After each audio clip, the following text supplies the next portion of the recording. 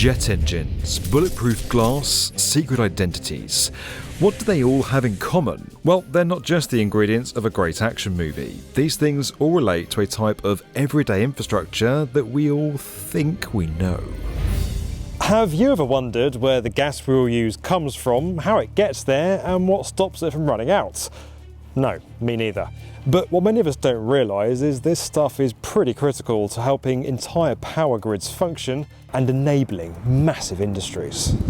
Like it or not, gas is still important, but it's a fossil fuel. That's why the UK is attempting a world first, repurposing its gas system for a much greener alternative. National Gas, the organisation in charge of all this, has invited me inside some of their incredibly secure sites for a closer look. I'm on a journey across the country to discover the surprisingly epic engineering that keeps this key resource flowing, and to learn more about a plan for the future of energy that's seriously mind-blowing. This is one of the most important infrastructure sites in the whole of Britain. The structure I'm standing on houses a massive jet engine. But this is nothing to do with planes or aviation. This is one of the nerve centres of the UK's energy industry. That's right. Instead of powering aeroplanes, these enormous 15 megawatt turbines are used to deliver gas all over the country, from a place that most people don't even know exists.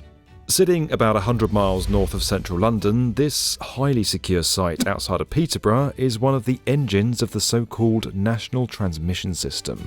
Run by National Gas, it's the heart of Britain's entire network, responsible for pushing gas to industries, power stations and, of course, homes all over the country 24/7. And that is where these massive engines come in. So we're actually now underneath where you saw me standing earlier. The job of these huge machines is to compress the gas that comes into this site and then push it out again with all that force right around the country. So I mean, it sounds like we're at an airport right now. Yeah. What does that sound? So currently we're at Peterborough Compressor Station. This is one of our new solar turbines that we've recently built. We have 5 compressor units here. We also have some old units, which we'll see later. And in simple terms, you've got these jet engines that are basically forcing gas around the UK network. I mean, is that more or less in simple terms? Yeah, in simple terms, yeah. The gas is moving through the pipes in the network to the areas of demand, and the compressor site is effectively increasing the pressure to allow that gas to continue moving through the network. Yeah, I mean, when you're here, you can see it's such a big site, but you're also struck by the security of it. Why is Peterborough so important? Why is Peterborough the kind of like hub of the network in a way? So right now we're really in the middle of the national transmission system. Peterborough, it pulls gas from every direction and it pumps gas then down into the southwest and the southeast, which really is where you have a lot of power stations. You also have London, you know, really high centres of demand that you have down in those locations. Now, those engines we just saw might be newer, but these have something that they don't, and that is history. These are actually aircraft engines dating from the 1970s that have been adapted for industry. Amazingly, they're still in use today and they serve a very critical purpose, one that really is testament to the engineering of their time. The gas networks that so many of us rely on really are crucial, and more so than many of us think. This stuff isn't just used to heat our homes or cook our food. In 2022, 40% of the UK's electricity came from gas-fired power stations, and thousands of big businesses still depend on it for their energy.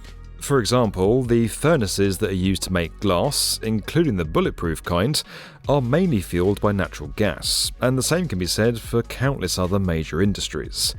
National Gas is the organisation tasked with owning and operating the UK's gas system. Its role is to bring gas in and out of the country and get it where it needs to go, all managed via this state-of-the-art centre near Birmingham. And we're talking about a lot here. 100 million cubic metres of gas can pass through just one of these sites daily. So what's it like maintaining that level of supply all the time? Yeah, so in winter it gets, quite tricky at times. You've got 320,000 tonnes of gas potentially coming over the beach each day. Every turbine's on. Some of them are 50, 60 years old, so the crews are out 24/7, making sure that everything's working. And we're maintaining pressures to all of heavy industry power stations in the cities across the UK. I mean, this place is it's so secure, it feels so off limits to most people. What's the most interesting thing that you've discovered about a site like this that many people wouldn't know?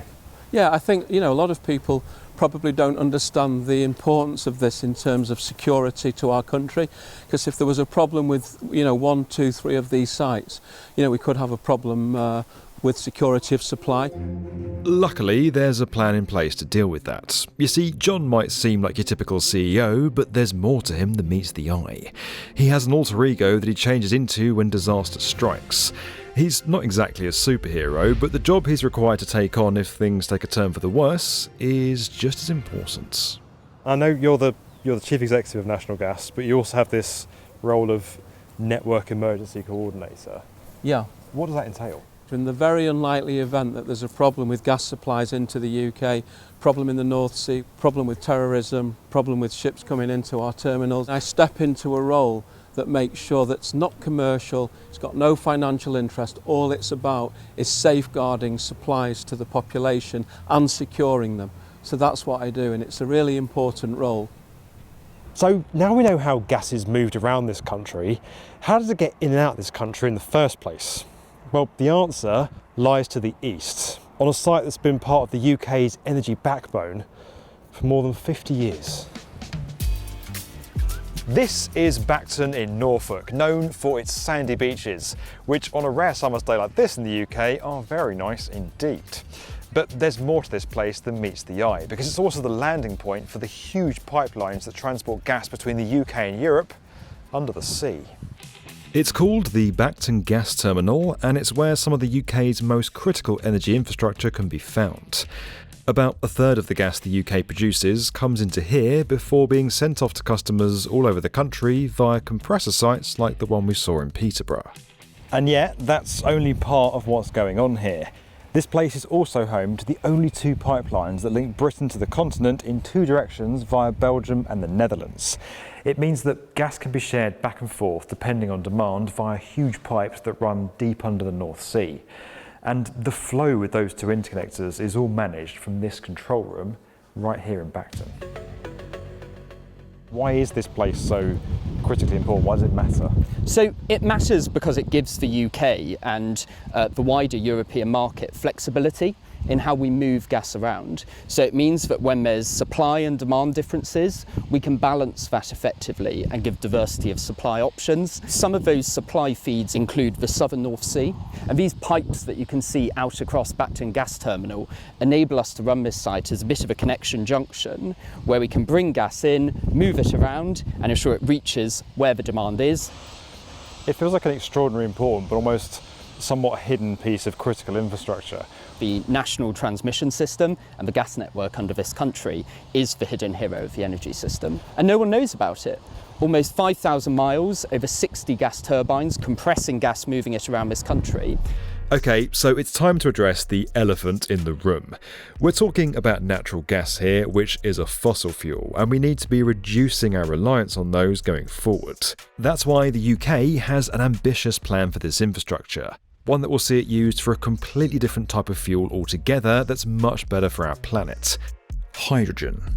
In the future, it's going to need to serve a net zero future. So our vision is to start repurposing assets across the country and building new assets where needed to move hydrogen around the country.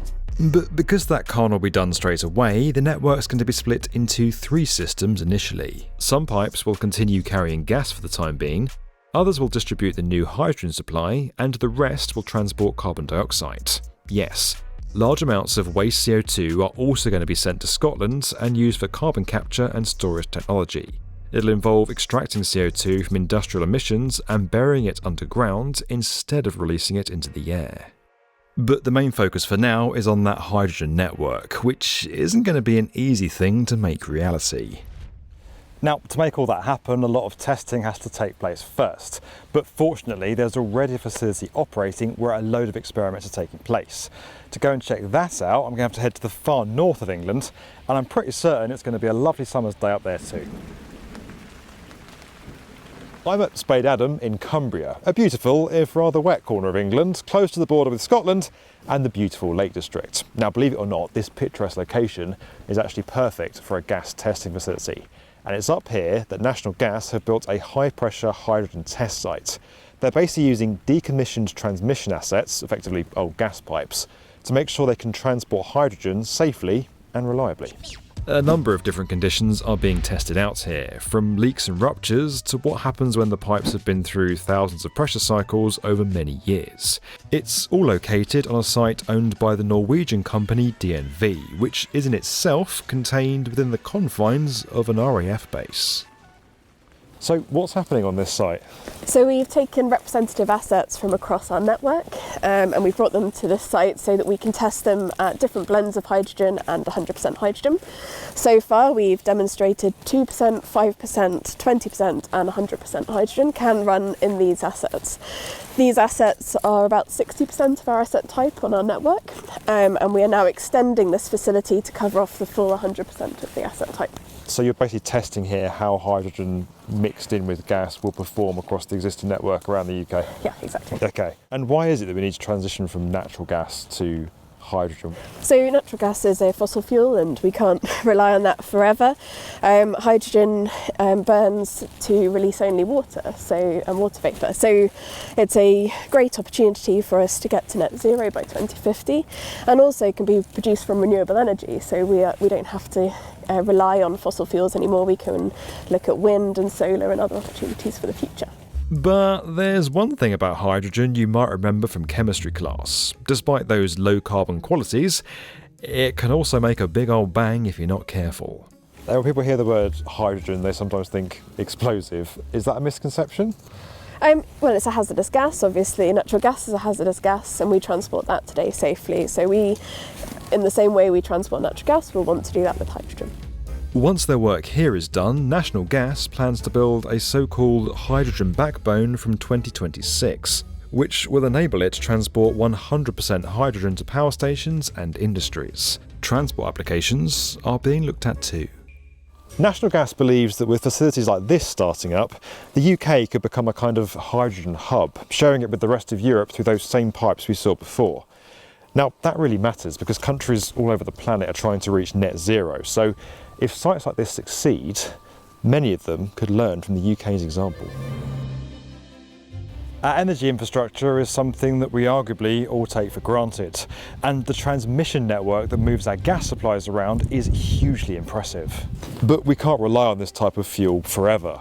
Sites like this, and the projects being carried out here, don't just demonstrate what's possible today. They're proof that that brighter, greener future might actually be more attainable than we realise. This video was sponsored by National Gas. You can learn more about that at the link below. Don't forget that we're inspiring the next generation of builders through our investment into BrickBorrow, a fantastic Lego subscription service. You can learn more and get started today over at brickborrow.com. And as always guys, if you enjoyed this video and you want to get more from the definitive video channel for construction, hit that subscribe button.